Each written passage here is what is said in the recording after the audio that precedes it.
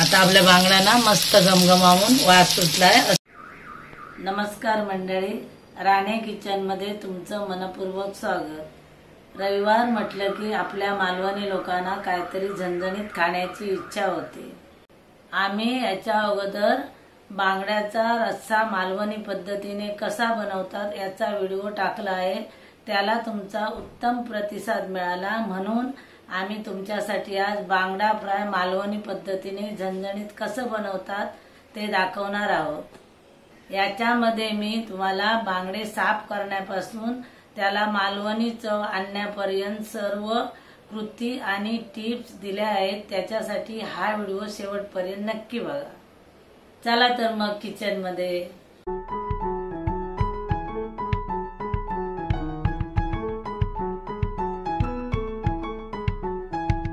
बांगडे fry बनवण्यासाठी मी हे बांगडे घेतले आहे। ते साफ कसे करायचे ते मी तुम्हाला दाखवणार आहे।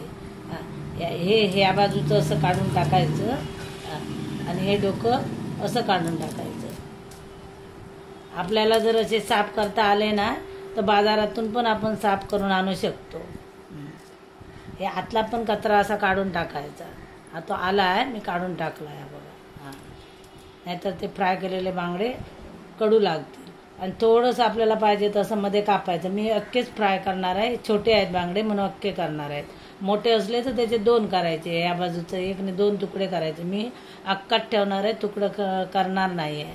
आणि बांगडे अशी मच्छी आणते वेळी चांगले सफेद असे दिसायला पाहिजे, ताजे, तरच ते बांगडे आपल्याला चवीला चांगले लागतात। अशा प्रकारे सर्व बांगडे मी साफ करून घेणार आहे। आता आपले बांगडे 3 वेळा स्वच्छ पाण्याने धुवून झाले आहेत। आता याला मी 1 चमचा आणि थोडंसं एवढं मीठ लावून ठेवणार आहे। हे मीठ मी अर्धा तास या बांगड्यांना लावून ठेवणार आहे, मग ते चांगले एकदम कडक होणार आणि नंतर फ्राय करणार आहे। अर्धा तास असे मिठात घालून ठेवणार आहे। आपल्या बांगड्यांना अर्धा तास होऊन गेला आहे मीठ लावल्यावरती। आता मी याला कोकमाचं आगूळ लावणार आहे। हे मी 2 चमचे आगूळ घेतले, जेवढं लागेल तेवढं घालते। थोडासा कलर असा गुलाबी झालं की आपल्याला कळते याला किती आगूळ हवं ते। हे आगूळ बाजारात सगळीकडे मिळते, कोकणामध्ये आणि मुंबईत पण कुठे कुठे मिळते। मालवणी बाजार वगैरे भरतो ना तेव्हा। आणि जर तुमच्याकडे आगूळ नसेल तर ही आपली जी कोकमं असतात ना खायची, ती 8 ते 10 कोकमं अशी पाण्यामध्ये 10-15 मिनिटं भिजत घालून ठेवायची। मग त्याचा पण असाच रस येतो, तो घालायचा। आता याला बस झाला आहे आगूळ।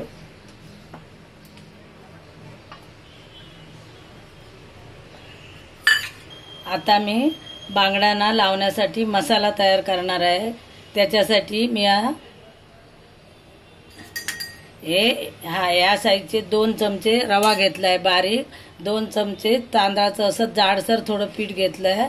आणि हा मालवणी मसाला आमचा घरगुती जो आम्ही बनवलाय व्हिडिओ, तो मालवणी मसाला आहे। तो तुम्ही नक्की पहा, तो बॉक्समध्ये आम्ही त्याची लिंक टाकलेली आहे।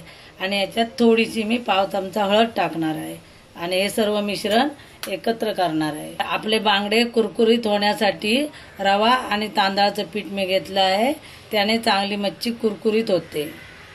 आता हे सगळं मिश्रण मी एकत्र केले। हा बांगडा मी आगूळमध्ये जे लावून ठेवलेले ना, तो आता या मसाल्यामध्ये असं त्याला दोन्ही बाजूने लावणार आहे। मसाल्यामध्ये असा बुडवून दोन्ही साईडने हा बघा असा ठेवला। अशा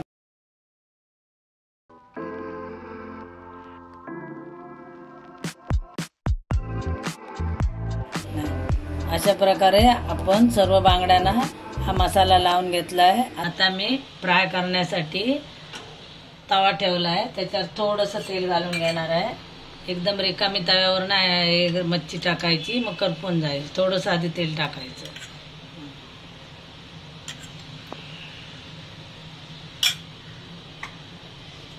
सगळीकडे तेल करून असं घेते।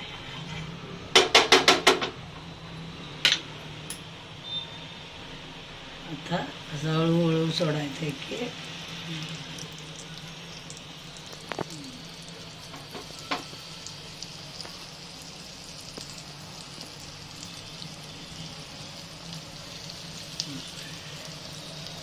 मीडियम आग करायची, एकदम फास्ट पण नाही, मसाला करपून जाईल.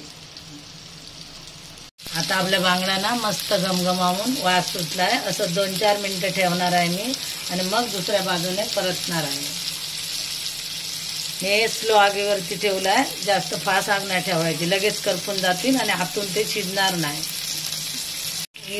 दुसरी बाजू अशी पलटी करते आहे. एका बाजूने मी सुरी घेतली आणि एका बाजूने काविलता घेतला आहे.